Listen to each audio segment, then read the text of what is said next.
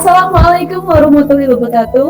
Halo semuanya, sahabat jelajah ilmu, bertemu lagi dengan saya Megati Hapsari, yang pada kesempatan hari ini kita akan menjelajah ilmu yang baru, yaitu terkait dengan teori, konsep, prinsip manajemen keuangan, dan juga bagaimana kita cara menghitung economic value added.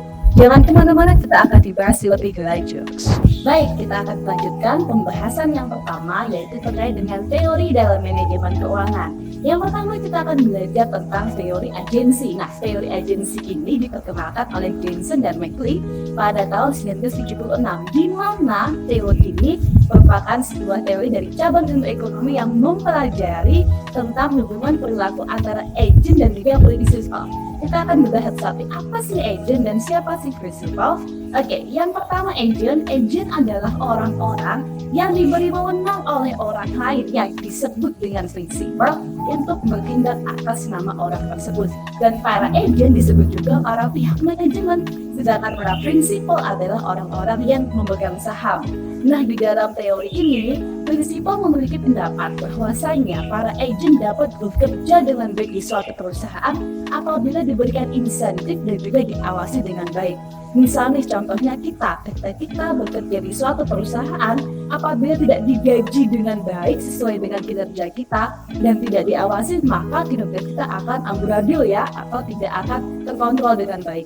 Oleh sebab itu, para prinsipal di sini menginginkan agar agent dapat bekerja dengan baik untuk mengelola manajemen di perusahaannya dengan memberikan insentif dan juga diawasi dengan cara apa? Dengan cara audit laporan keuangannya dan dilihat kinerjanya secara berkala. Nah, kali ini kita akan membahas terkait dengan prinsip-prinsip dalam manajemen keuangan. Saya mengambil prinsip-prinsip dari teorinya Horn dan Lobkowitz pada tahun 2019. Setidaknya ada 6 prinsip yang akan kita bahas.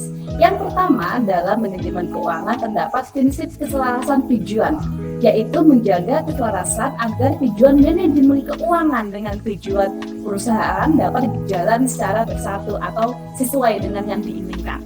Yang kedua yaitu adalah nilai atau prinsip nilai waktu uang, time value of money, yaitu uang yang diterima atau yang dibayarkan di masa depan memiliki nilai uang yang berbeda dari masa sekarang. Banyak sekali pengaruhnya, misalnya adanya inflasi, atau misalnya ada kebijakan-kebijakan tertentu yang membuat nilai uang itu menjadi berbeda.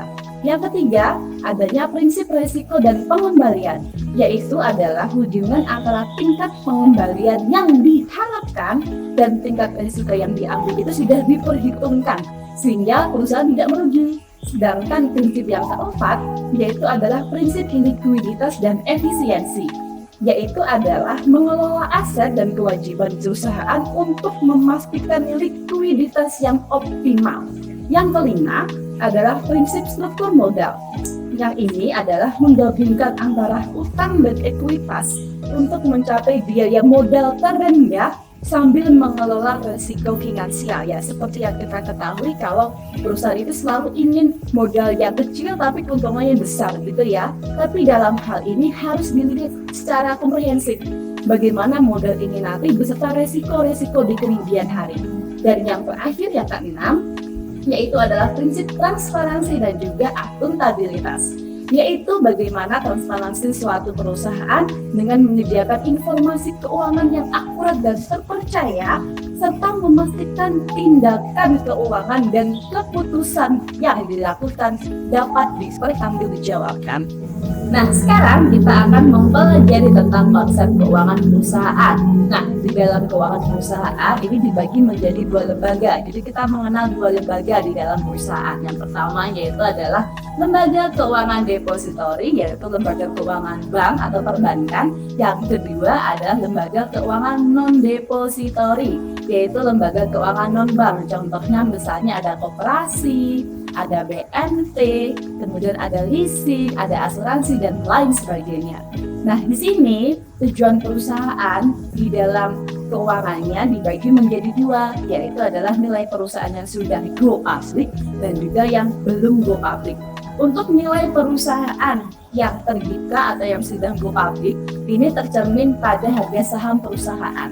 Sedangkan untuk nilai perusahaan yang belum go public atau perusahaan tertutup, ini tercermin ketika perusahaannya akan dijual.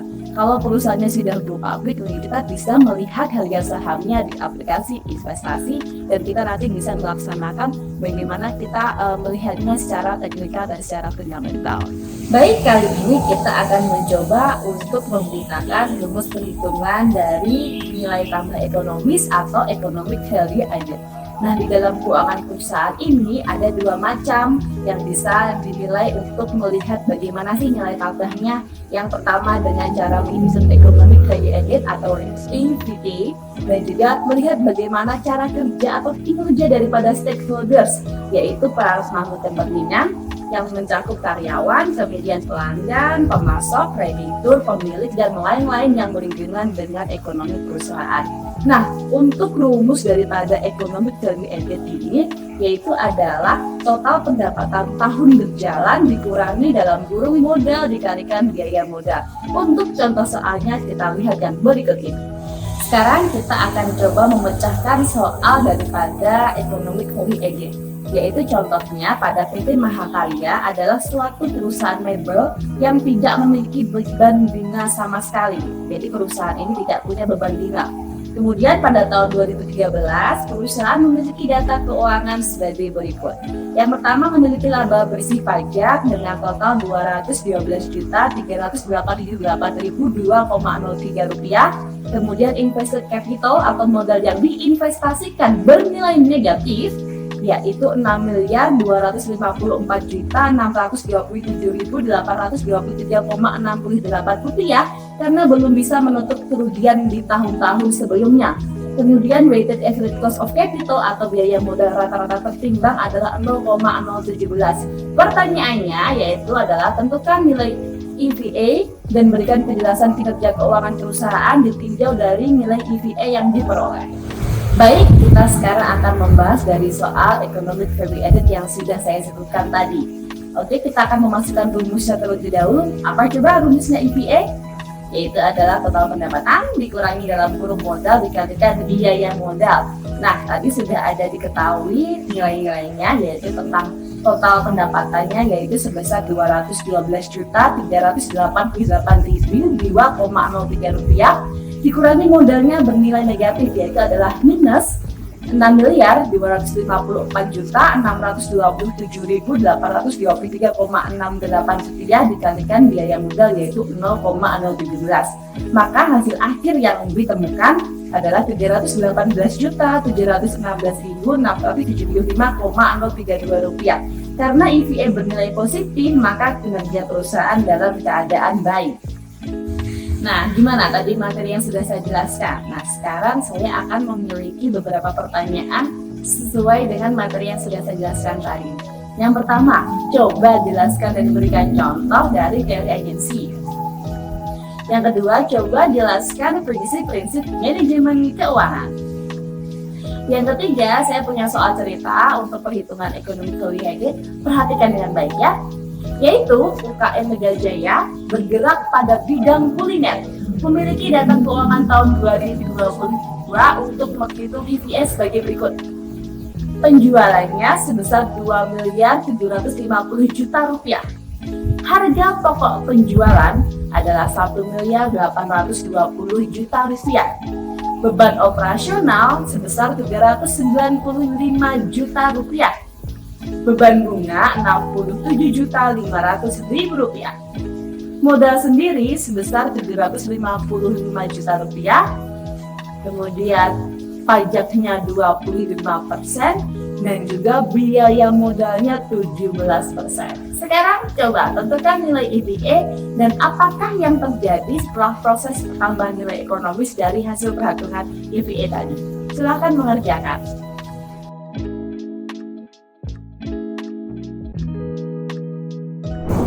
Oke, jadi kita sekarang akan membahas dari pertanyaan-pertanyaan 3 soal tadi. Untuk pertanyaan yang pertama terkait dengan teori agensi dapat kalian lihat ulang di slide yang kedua. Kemudian bagaimana tentang prinsip-prinsip manajemen dapat kalian lihat pada slide yang ketiga. Sedangkan untuk pelatihan soal yang ketiga, soal cerita, kita akan bahas dalam pembahasan berikut ini.